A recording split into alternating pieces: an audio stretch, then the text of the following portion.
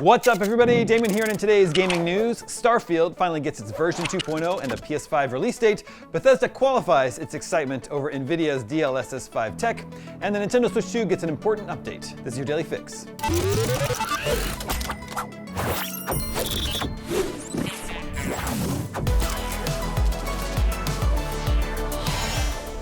Bethesda has announced its long-awaited list of updates and additions to Starfield, which fans have been anticipating as the game's version 2.0 moment.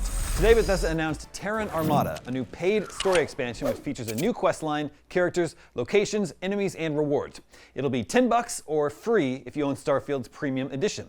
Separately, there's a raft of additional changes and content coming for all players named Free Lanes, which includes the game's long-awaited update to spaceflight, allowing you to travel between planets in the same star system. All of this will arrive on April 7th, which is conveniently also when Starfield makes its long-awaited touchdown on PlayStation 5. The game will also be getting a price drop on all platforms to $50. On Xbox, it's currently $70. Other free additions coming as part of Free Lanes include an expanded number of encounters, dungeons, and a new resource called X-Tech to upgrade weapons and ship modules. There's also a new Moonjumper land vehicle, a Millie Whale pet, and a new crew member, plus the ability to bring a limited number of items into your New Game Plus. Fancy playing Starfield again today? If so, there are 5 new Trackers Alliance adventures available now, expanding the game's Bounty Hunter Pack, priced at 700 creations credits, with some additional targets. Speaking of Bethesda, it has committed to further adjusting the lighting and final effect of Nvidia's controversial DLSS 5 visuals on Starfield. This is after fans strongly criticized the game's AI slop faces when the controversial new tech was applied. Countless fans have left comments slamming the AI-generated slop visuals demonstrated by Nvidia in Starfield and a range of other blockbuster games, including Oblivion Remastered, Assassin's Creed Shadows, and Resident Evil Requiem, calling it an AI filter that players don't want. Nvidia announced DLSS 5 yesterday and dubbed it the GPT moment for graphics. As part of the announcement, Nvidia acknowledged the challenges that AI video models have faced in the past, but claimed its solution was to tie the model to the color and motion vector data taken from the game engine, just like with frame generation, to keep the output grounded in the original scene. The model is then trained to, quote, end-to-end understand complex scene semantics such as characters, hair, fabric, and translucent skin, along with environmental lighting conditions like frontlit, backlit, or overcast, all by analyzing a single frame, then use that information to generate images. However, despite comments from Bethesda boss Todd Howard hailing DLSS 5's impact as amazing, the results have failed to impress many fans who have hit back at the photorealistic lighting and facial details, forcing Bethesda to seemingly walk back some of that excitement soon afterwards. The company said, "Appreciate your excitement and analysis of the new DLSS 5 lighting here. This is a very early look, and our art teams will be further adjusting the lighting and final effect to look the way we think works best for each game." It also stressed that this will all be under our artist's control and totally optional for players. The latter comment stems from complaints from players that DLSS 5 essentially overlays AI-generated graphics over the original, with some calling it an insult to your own artists and pleading, please don't subject your art teams to this.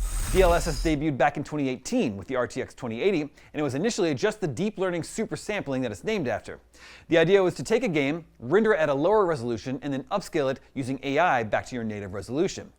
DLSS has evolved a lot in the years since, adding features like frame generation, reflex, and now its AI model that injects new lighting and materials to make the scene more photorealistic. Opinion on the use of AI in games continues to divide studios and their fans, with some vehemently against its use, while others claim it's an inevitable part of the future.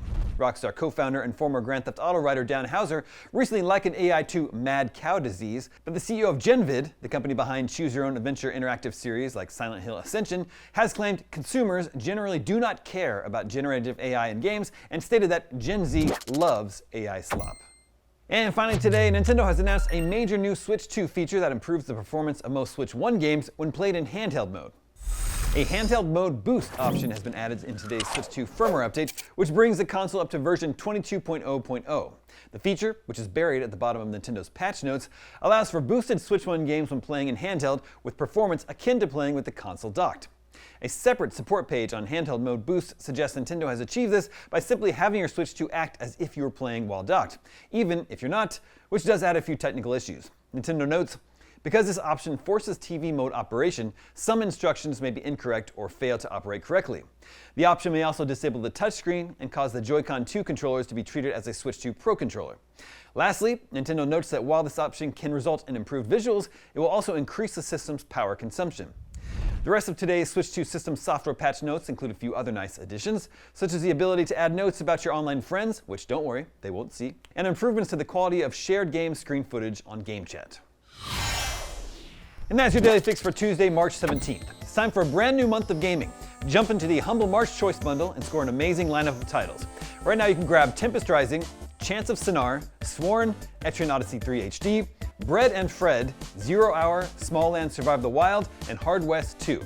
This all supports the Malala Fund, an organization working for a world where every girl can learn and lead by breaking down the barriers that hold back the more than 130 million girls out of school today. Head to humblebundle.com through April 7th to start playing now. I'm Damon Hatfield, and for all your video game news, stay tuned to IGN.